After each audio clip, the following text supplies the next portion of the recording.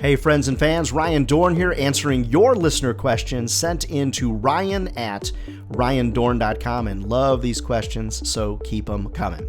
All right, question here. This question comes from Rod in Washington State. Hey Ryan, like the podcast and the videos too. Thank you, Rod. Ryan, I'm curious about your top 3 or 4 subject lines that you use during the prospecting process to get some type of open and reply. Any help is appreciated. So, Rod, obviously, email is a big part of the sales business. So there are 3 or 4 subject lines that I use on a regular basis. Now, I would be remiss if I didn't give you a little bit of training on that. And I'm a big fan of what I like to call Uncle Ryan's rule of 3 and 3. 3 words in the subject line, 3 sentences max in every email.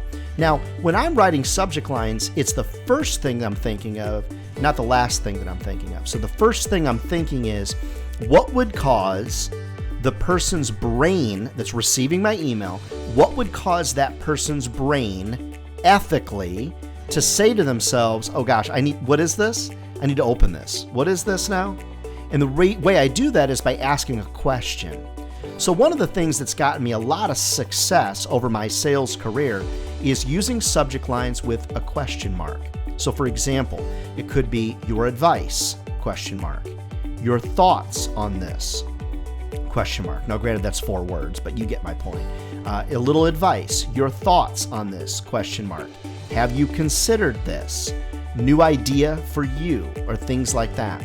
What I'm wanting is someone to see the subject line, and I want their brain to say, what is that now? I need to open that.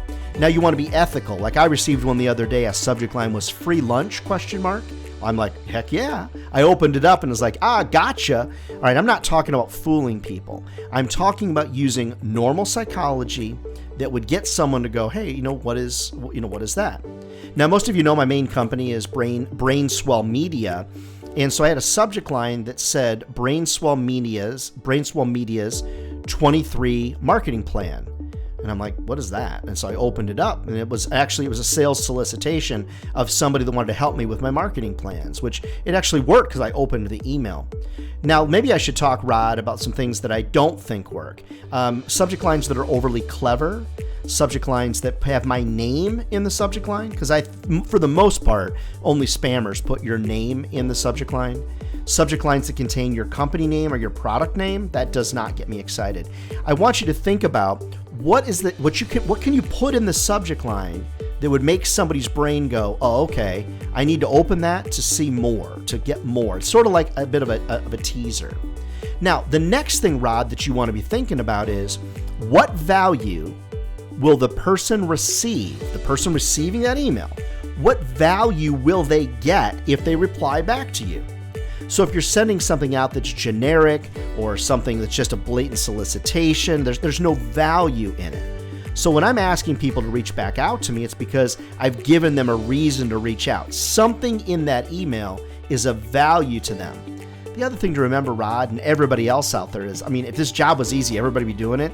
It does require a little bit of thought. And if you listen to the podcast, watch the videos that we put on YouTube and things like that, you'll realize that everything I do is very, very relevant. So I like to talk about things I've seen about their business on LinkedIn, press releases, things I've seen about their company on Facebook, things I've seen on Instagram, things I've seen on LinkedIn, that type of thing.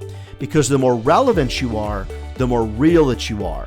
The more relevant you are, the more your credibility as a salesperson goes up. So Rod in Washington, I hope that's helpful to you. Thank you for that question. I think it's a really good one. So get out there and try to grow your sales and make things happen. Never forget, friends, if sales was easy, everybody would be doing it. And they're not. They're not crazy. Rod, you're not crazy either. We're not crazy. It's a great career. It'll feed your family for a lifetime. Also, friends, I'm out on the road 14 days a month speaking at national sales meetings, coming on location to help you and your team. If I could be of help, reach out to me over at ryandohrn.com.